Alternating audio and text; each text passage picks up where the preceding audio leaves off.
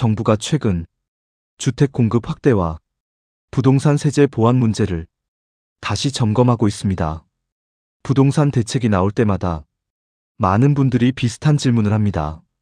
집값은 정말 안정될까? 무주택자는 집을 사기 쉬워질까? 세금은 줄어들까? 전세와 월세 부담도 낮아질까?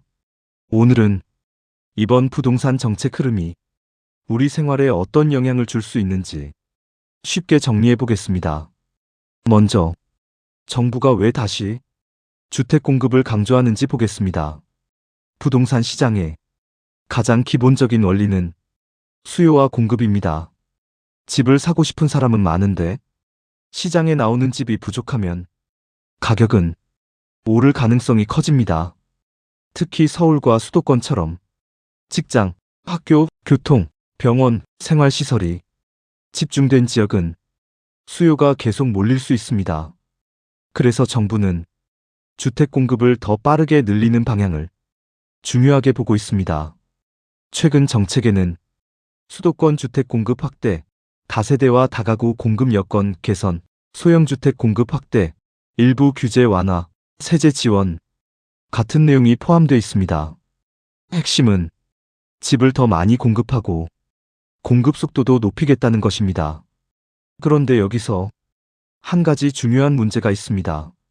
정부가 몇만 호를 공급하겠다고 발표하면 집값이 바로 떨어질까요?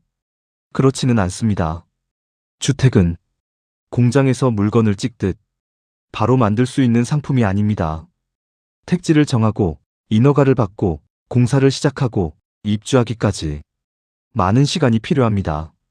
그래서 부동산 정책을 볼 때는 몇만 호 공급이라는 숫자도 중요하지만 실제로 언제 착공하는지, 언제 입주가 가능한지 더 중요할 수 있습니다. 무주택자 입장에서는 더 현실적인 문제가 있습니다. 집값이 조금 내려가도 대출금리가 높으면 내 집 마련 부담은 크게 줄지 않을 수 있습니다.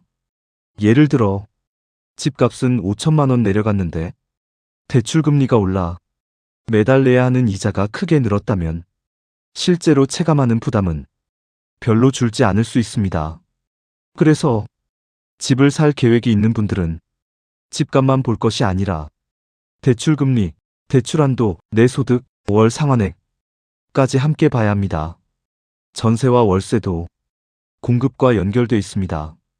주택이 부족하면 매매 가격뿐 아니라 전세와 월세 가격에도 영향이 갈 수 있습니다. 특히 청년, 신혼부부, 1인 가구는 소형주택을 많이 이용합니다. 그런데 다세대, 다가구, 도시형 생활주택 공급이 줄어들면 이들에게 주거비 부담이 더 커질 수 있습니다. 그래서 정부가 소형주택 공급을 늘리려는 것도 중요한 부분입니다. 또 하나, 부동산에서 민감한 문제가 세금입니다. 부동산 세금은 집을 살지, 팔지, 계속 가지고 있을지 결정하는데 큰 영향을 줍니다. 양도소득세, 보유세, 종합부동산세, 장기 보유 관련 공제 같은 제도는 시장에 나오는 매물에도 영향을 줄 수 있습니다. 예를 들어 집을 팔고 싶어도 세금 부담이 너무 크면 매물을 내놓지 않고 계속 보유하려는 사람이 늘어날 수 있습니다. 반대로 세금을 너무 크게 줄이면 투자 수요가 다시 늘어날 수 있다는 우려도 있습니다. 그래서 세금 정책은 무조건 높이거나 무조건 낮추는 문제가 아니라 시장을 안정시키면서도 실수요자 부담을 줄이는 균형이 중요합니다. 특히 1주택자라고 해도 모두 같은 상황은 아닙니다. 직장 때문에 다른 지역에 살 수도 있고 부모를 돌보거나 자녀 교육 때문에 본인 집에 거주하지 못할 수도 있습니다. 그래서 비거주 1주택자의 현실적인 사정을 세금 제도에 어떻게 반영할지도 중요한 논점이 될 수 있습니다. 그렇다면 집값이 오르면 무주택자만 힘든 걸까요? 그렇지 않습니다. 집값이 빠르게 오르면 전세와 월세도 따라오를 가능성이 있습니다. 주거비 부담이 커지면 사람들은 다른 소비를 줄일 수밖에 없습니다. 외식, 여행, 가전 구매, 교육비, 문화생활 같은 지출을 줄일 수 있습니다. 그러면 자영업과 내수 경기에도 영향을 줄 수 있습니다. 또 젊은 세대는 집을 살 수 없다는 생각 때문에 결혼과 출산, 직장 선택, 생활 계획 자체를 바꿀 수도 있습니다. 그래서 부동산 문제는 단순히 집값의 문제가 아니라 민생경제 전체의 문제입니다. 반대로 집값이 너무 빠르게 떨어져도 문제가 생길 수 있습니다. 부동산 시장이 급격히 위축되면 건설업, 자재업, 운송업, 인테리어, 가구, 가전 같은 여러 산업이 영향을 받을 수 있습니다. 또 집을 가진 가정은 자산 가치가 크게 줄었다고 느끼면 소비를 더 줄일 수 있습니다. 그래서 정부 입장에서는 집값을 무조건 내리는 것보다 너무 빠르게 오르거나 너무 빠르게 떨어지지 않도록 안정적으로 관리하는 것이 더 중요할 수 있습니다. 주택 공급 확대는 일자리와도 연결됩니다. 집을 많이 짓게 되면 건설회사뿐 아니라 자재, 운송, 인테리어, 가구, 가전 같은 산업에도 일감이 생길 수 있습니다. 지역에 신규 주택이 들어서면 상권과 서비스업에도 영향을 줄 수 있습니다. 하지만 집을 많이 짓는 것만으로 문제가 해결되는 것은 아닙니다. 어디에 짓느냐가 매우 중요합니다. 사람들은 보통 직장과 가깝고 교통이 편하고 학교와 병원, 생활시설이 좋은 곳을 선호합니다.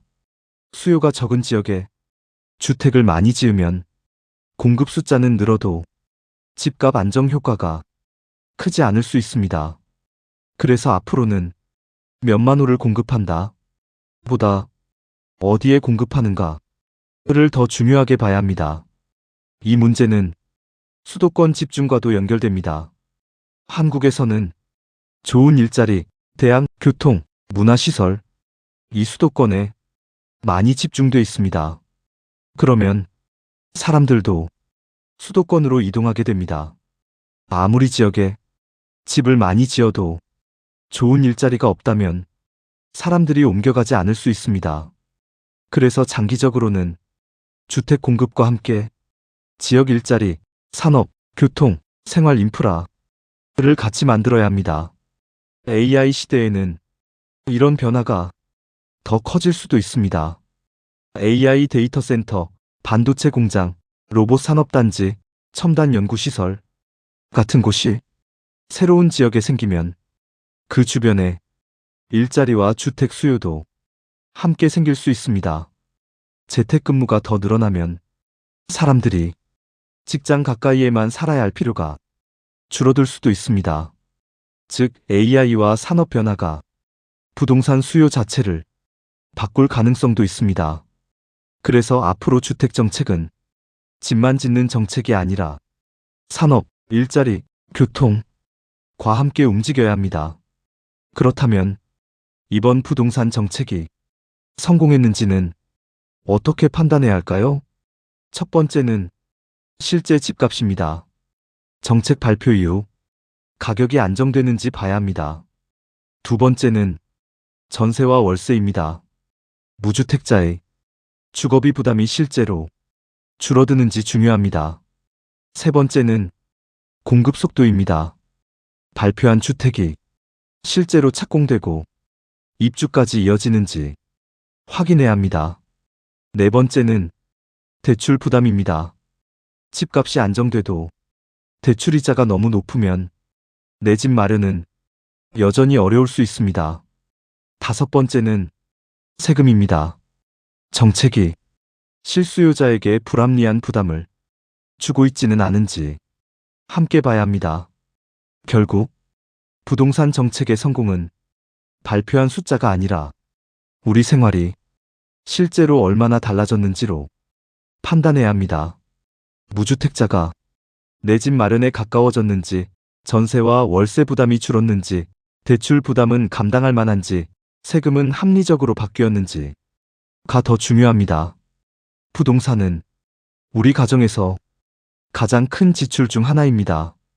그래서 주거 안정은 가계 경제, 소비, 일자리, 결혼, 출산, 지역 경제와 모두 연결돼 있습니다.